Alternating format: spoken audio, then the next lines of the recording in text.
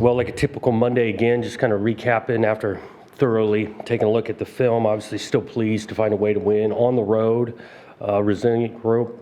Did talk about wanting to play for 4 quarters, win the second half. The momentum, pleased with the end of the half. The 2-minute drive to get us a field goal kick to go up by 3 at halftime. That was a big kick by Jonathan there. And really, Jonathan wasn't alone. From game 1 to game 2, we really improved in our protection because we needed to on a few of the PATs in game 1. We weren't good enough there. It got better. Obviously, came in huge at the end of the game. Generally just defensively, played with a lot of effort. Again, rotated a decent amount of guys. Third down defense has got to get better, especially in that first half. And credit to Maryland. Again, schematically, they got players. They're tough to tackle in space. We got to find a way to get off the field better on third down. But in the second half, got a little bit better and was resilient because, again, this thing was back and forth, and they take the lead. Halfway through the fourth quarter, they got the lead. The guys kept on playing, so was pleased with that. Offensively, it was nice to see some of the explosion down the field. Run game still needs to be more efficient. Protection wasn't as good as week 1. Got too much leakage there, and then we still got the turnover issues that are really going to bite us. Saying that, finished the game. Opportunity with the ball to go win the game, and those guys got it done. Was pleased with kind of the execution of the 2-minute drill at the end with the small details of getting the ball snapped, getting out of bounds, not panicking, playing with urgency, but poise, and that showed up. And then, Jonathan Kim, ton of confidence in him, and he bangs the thing through. That was awesome. Injury-wise, Chance Rucker's going to be a longer term, upper body, but you're not going to see him probably for 6 to 8 weeks, which was unfortunate because I did think he was progressing, and that'll be the next man up kind of mentality. Similar approach to the week. Now Mondays we're back to work, focused again on a process of practicing, preparing. We need to take advantage of that throughout the week. Looking forward to getting back at home, playing in front of a fan base, and kind of game 2 for me at least to be back home. Really looking forward to that. Got some respect for Florida Atlantic, Prairie View A&M. These guys know how to win some games. You look at it, last year, winning games in their league. I think they won their side of the conference, present some players, and so they'll have our full attention. Questions? Jonathan, I'm wondering about that with Prairie View. I mean, obviously an FCS opponent, and you're coming off a conference game. I'm wondering how you kind of address the, I guess, mental side of that to keep guys from maybe thinking it's going to be a step back and kind of keep the edge and building on what you did on Saturday. Yeah, we'll talk quite a bit tomorrow morning, but it's always about us. It's always about our process. This idea that, trap game or something, there's no such thing as a trap game. These guys will have our full attention. We respect every opponent we play. We've got to put in the preparation Tuesday, Wednesday, and Thursday. They're going to hear that. And I'm interested to see on their prep this week because we want to play our best football in this week 3 that we've played all year because we're getting better from week 1 to 2 to 3. Hello, Jonathan. Staying with the celebratory tone of what's happening with the program, if you allow me a little grace, I know you don't need a history lesson, but I want to unpack this question for historic sake. Prairie View, HBCU, historically black college university, and the connection that Michigan State has under the late, great Hugh Duffy Doherty, 1965 and 1966, winning those national championships, 66 with predominantly African-American players who couldn't play in the segregated South, coming to Michigan State, which is basically the HBCU of the North. So talk about potentially having that connection to the legacy, and then Willie Thrower being the first African-American to play in the Big Ten at Michigan State, and having an African-American quarterback in your relationship with Aiden. Can you just talk about the historic relevance of all those things? Yeah, I did learn on some of those things you just mentioned, and we are celebrating those 2 teams, 65 and 66, getting inducted into the Michigan State Hall of Fame this weekend, which is a beautiful a perfect timing with Prairie View A&M coming in. And so I think it's, for me personally, coming to a place that celebrates these things and makes notice of it, of a Hall of Fame induction at the same time, and teams coming in with a background to history, proud to be a part of it.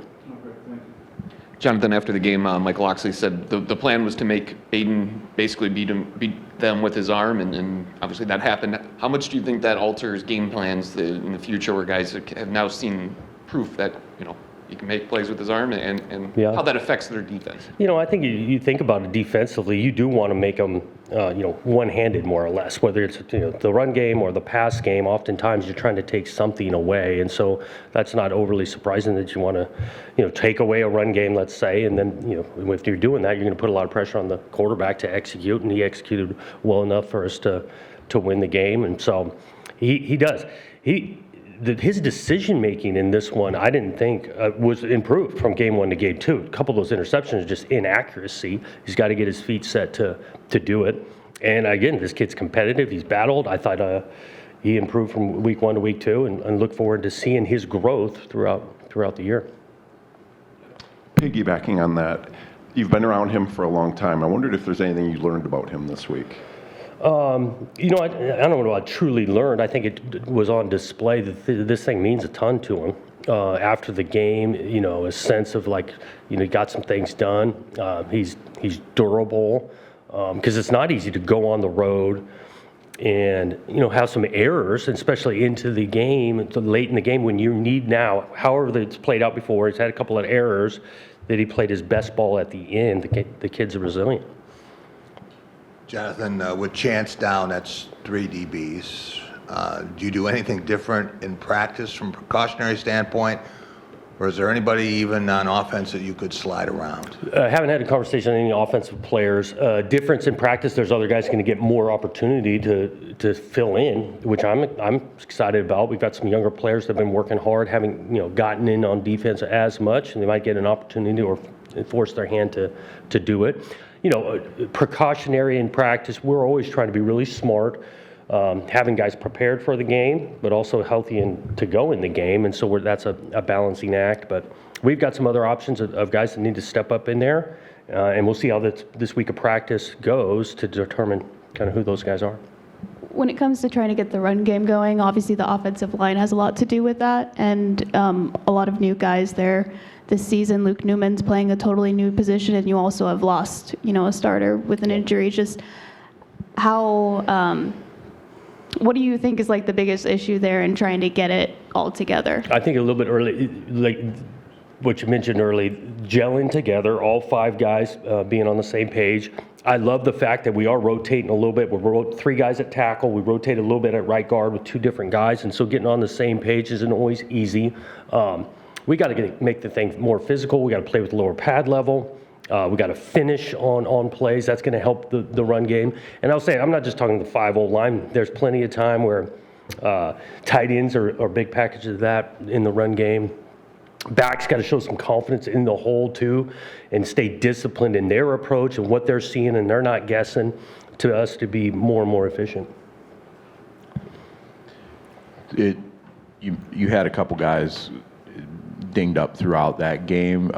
Glover went out. You had to bring in some of the other receivers. I wonder what you kind of saw with Gates, with Isaiah, and then the kick return game, obviously, with Isaiah getting shuffled out there at the end. Isaiah on the kick return game, that's the first kind of opportunity for him to do that, and he'll learn from that. We got to block some things better too. It's some of that. It's not always just the distance of it; it's the hang time of it, and making those decisions whether field it, fair catch, all that, and that's why we got to go back to work and practice to get that right. Gates is AZ on offense. Those guys have been working. AZ had a nice catch in week 1, so we got confidence with him in the game. Gates has been battling a little bit with his ankle, and so he hadn't been full speed until this one. It was nice to get him out there, and hopefully he progresses and does some more stuff. Jonathan, with Nate Carter's had a little bit of a quiet start, I guess, it's fair to say, maybe to the season. Is it taking him some time, you think, to just sort of get a true feel for this offense? Are there other things going on that you just have talked about so far today? And additionally, what do you think K'Ron Lynch-Adams has brought to your guys' run game now that you've been able to see him, a couple times? Yeah, not down at all on Nate. I think he's been working. He had a couple nice carries, especially early. He creased one down in the red zone this last week. We do want to have a balanced attack between the two of them. I think they're a nice change-up. Their skill sets is a little bit different. Nate was huge in the both 2-minute drives. He's in there. We're not running the ball a ton, but in the protection, knowing the calls, he had a couple of key blocks on pressures. And so that's how the season will go. One guy will get a hot hand, and we might ride him for a little bit. Takes all 11 in the run game to get the thing going. We're confident Nate will be right there. Jonathan, we saw it seemed like a lot more Darius Snow on Saturday. Just wondering kind of the use of him and kind of his skill set for what the matchup is, and for a guy that obviously physically has been through a lot in the last couple of years to be able to get out there and look like he played pretty well. Yeah, he did. He kind of makes the play on the deflection to get the turnover. Some of his plays kind of dictated offensively what they put in the game. When they show a couple of tight ends, you see him in the game quite a bit, so 12 personnel. Previous matchups we hadn't seen as much 12, so you saw a little less of him. But he's doing great. He's on teams as well and making an impact there, and we're going to need that for him to continue to contribute that way. Coach, oftentimes when a team is this new, when there's this much turnover, these teams don't typically finish the way that you guys did. What does it say about this team? Is that encouraging, when it's just week 2 and you're already being able to pull off these wins? Yeah, I think it's encouraging. But both wins, you win the thing in the fourth quarter. This team came together in August and wanted to be player-led, and I think it's been led by the players to finish the way they have, sticking together, each side of the ball, having to step up for the other one. It's a tight-knit. I would describe it as tight-knit, even though we have so many new faces. And you learn each week. That's one thing that's shown up the last couple of weeks, is the ability to respond and finish. We're going to try to keep that consistent for the year. Jonathan, you talked earlier about the adjustment defenses may make to Aiden and Nick in the passing game. Just the things you showed. I'm wondering where you think Nick is in terms of his ability to read different things defenses are going to throw at him now that he's on film, and sort of the things you're going to have to maybe work with him on as he becomes more and more part of scouting reports. Yeah, I think he'll show up after this game, getting down the field. Some of that, he got down the field because he was blocking so well in the run game. Like, he's going to dig out the safety. A lot of times there's a couple good pictures of him doing it, and then the play action pass, it makes it look the same. We don't have any training wheels on the guy. I mean, he's out there, route adjustments. If it's cover 2, you do this. If it's man-to-man, you do that. He's playing all of those. He has a nice game. We need to continue to complement the pass game after, again, 2 weeks, but multiple guys catching it, because if they want to do some things rotation-wise his way, well, tight end need to show up. Velling was huge on third down a couple of times. Might present some opportunities for other guys. Jonathan, with all the positives from Saturday, when you look at the tape and you see the second most penalty yards in the country, how maddening is that for you as a coach, and what do you do about it? Yeah, it's self-inflicted. I was not pleased with it. I mean, week 1, that was self-inflicted. Now it's heavy on the defensive side. It was like polar opposite in this one. Hands inside. We got a couple of holding penalties. A terrible blindside block when, again, we're going down to the red zone. Terrible decision making. And so it starts with us. We got to be able to coach this better, set a higher standard for that.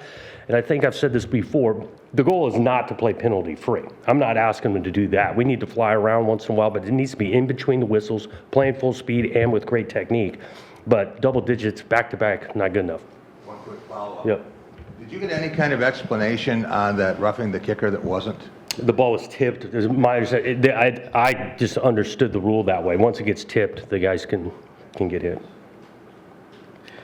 Kind of going back to Aiden, and it was kind of maybe a little thing, but on that reverse to Glover, he was there throwing a block for him. I guess when you watched it back on tape, what did you see? And as a former quarterback, 1, is that a good thing? Or 2, what does that maybe say in terms of a leadership moment for the guys around him to see that? It was a really good thing. And actually, I think it was well executed because he played with a little savvy, hands the thing off, that you don't want to go right into blocking the guy so the defender recognizes something's different. So if you watch it, he's kind of casual at it first. Then he doesn't do a blindside block and knock the guy out, puts his feet apart and gets the receiver outside. Going back in my days, I can remember calling a reverse and the quarterback's supposed to get a guy done. This guy's John Ross is going to take it to the house. If the quarterback gets this done, he doesn't do it because his feet aren't apart. So it was well done by Aiden.